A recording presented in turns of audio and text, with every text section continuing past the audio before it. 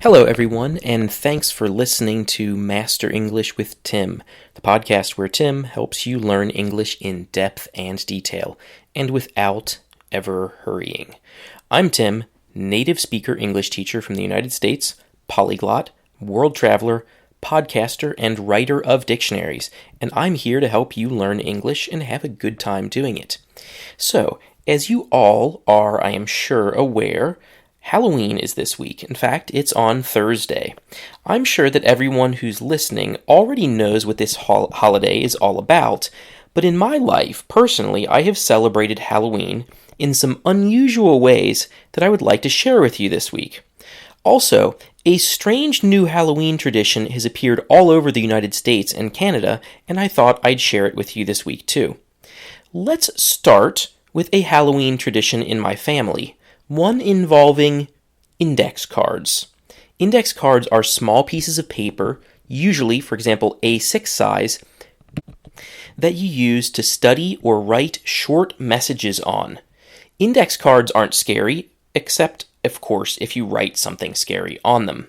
So, this Halloween tradition involving index cards was invented by my mom. November 1st, the day after Halloween, is also called the Day of the Dead, and this is a different holiday that is related to Halloween, but is not celebrated in the United States, unless maybe you are Mexican, for example, because the Day of the Dead is celebrated in Mexico. Maybe I'll even talk about that next week, because I've seen it a couple times while living in Mexico. And starting from the Day of the Dead, and all the way until Halloween the following year, my mom watched the news, and she always had a pen and a small notepad nearby. And whenever my mom heard that some important or famous person had died, she wrote the name down along with the date of the person's death. And so from November 1st, again also known as the Day of the Dead, up until Halloween the following year, she would typically have written down around a dozen names of people who died. Good people or bad, it didn't matter. Famous and died during those 365 days from November 1st of one year up until October 31st of the next year, those were the only two criteria. So what did she do with all those names? Well, she took those index cards I told you about, cut them into 4 equal pieces, and wrote on them the names of the departed along with their dates of birth and death so that the cards looked like little gravestones. And then she put the little paper gravestones into a bowl of chocolate pudding so that we had a cold, muddy chocolate graveyard for dessert. And of course, we'd eat the pudding and say what we remembered about each dead person. We did this every year at Halloween for a long time. Now, for some reason, my mom got tired of doing this, and the last time she did it was maybe 1997 or 1998, so a good long time ago. Probably she thought I was just too old for it, which wasn't true. I mean, how can you be too old for a chocolate pudding graveyard? That just doesn't happen. So this year, I'm going to revive this tradition. I'm going to look up the names of the most notable deaths, starting from last year's Day of the Dead, this week on Wikipedia, and surprise my dad with a bowl of pudding with a graveyard in it. In fact, I might just add something really special. Maybe I will buy some little 5-centimeter tall toy skeletons and bury them in the pudding.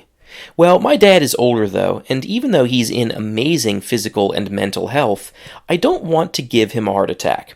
I don't want a situation where I have to write down his name and eat a bowl of chocolate pudding all by myself on Halloween of 2025 because, he looked in the pudding and found a little tiny skeleton in there and just, had a heart attack. Don't want that. Not good. So, in fact, I am pretty easily frightened myself, so if he gets really scared, I might get scared too. And then if that happens to both of us, then who knows who would make the pudding or the gravestones or put skeletons in the pudding at all. So, now that I think of it, in those years when my mom was writing down all those dead people's names, back then it was much harder to do that.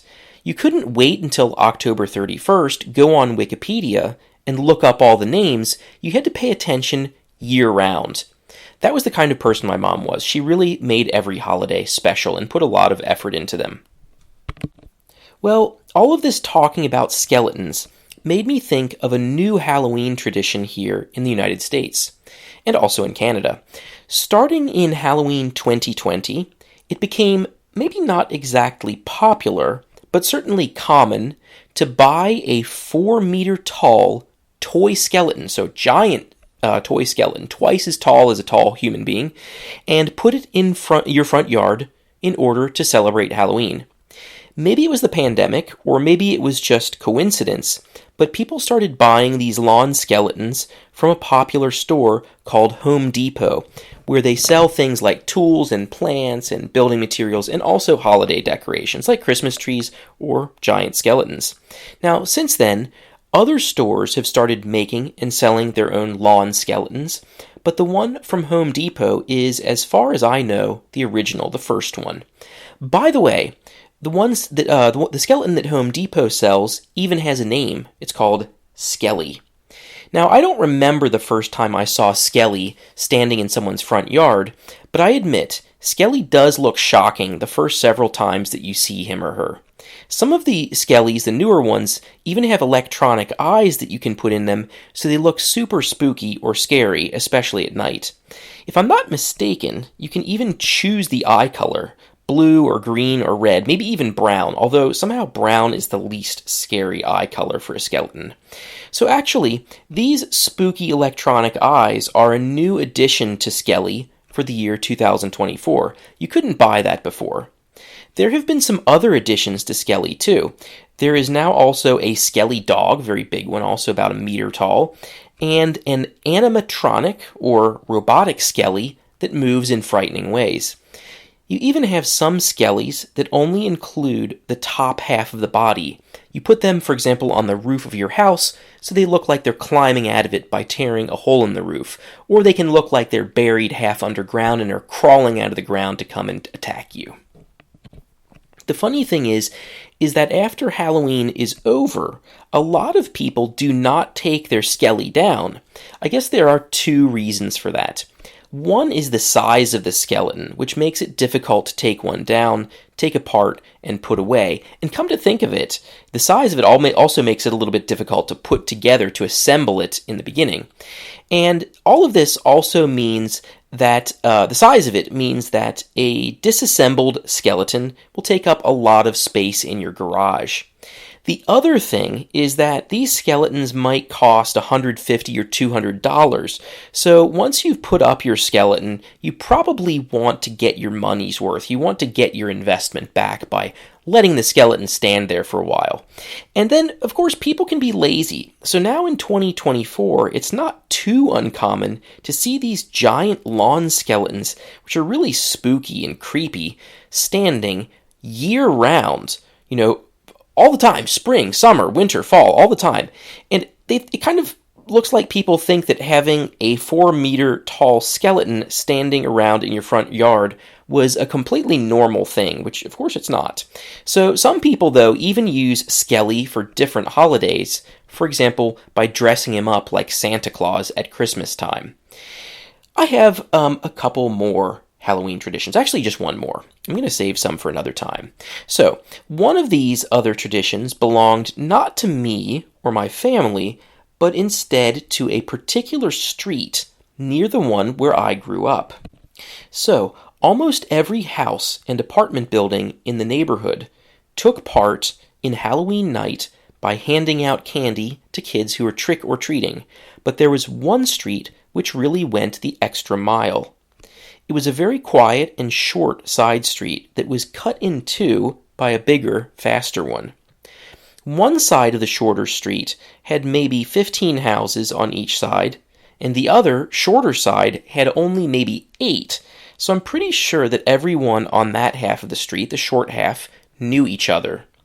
And so some of the people on that street did some really crazy stuff decorating their houses for Halloween. For example, one of the things they did was put up gravestones in their front yards. But the most important thing that they did was with their garages. They put big, and I mean really big, plastic spiders and dead bodies in their garages and had an extremely loud and frightening recording of the wind blowing hard and people screaming in terror. You could hear this sound from several maybe from 100 meters away. You could hear it. It was pretty loud. So near the garages, they also had an extremely bright light that turned on and off extremely quickly. Maybe it turned on and off several times per second. And when you got close to these people's garage to ask for candy, you already naturally were pretty scared because the wind was blowing and somebody was screaming and you had a dead body there. And these people would come running out of the garage towards you as a kid with a big plastic knife and clothes covered in bloody bandages and with the screaming in the wind and that terribly bright flashing light. Honestly, it really was scary, especially for a kid. And the funny thing was that when these people ran up to you like a demon or a murderer from a horror movie, they would push candy into your hand or candy bucket and then kind of push you away so you didn't stay there and make it look to the other kids like you weren't scared and everything was okay. And there were lots of kids in the neighborhood at the time, and it seemed like there were hundreds of them. And everyone made a special point of going to that street because it was so special. And soon, the next street over, one that was parallel to it, had some houses that started doing the same thing. So yeah, great times. I wonder if the people who did that knew how special and memorable they made the holiday for everyone, and that the kids from back then still remember it all these years later. In fact, I wonder if they still do it now. I have a couple more traditions to tell you, but honestly, I think I'll save them for next year. Maybe I'll keep the idea written down in the same notebook where I will be writing down the names of all the famous people who die this year. That's all for this week. Thanks for listening, and see you next Monday.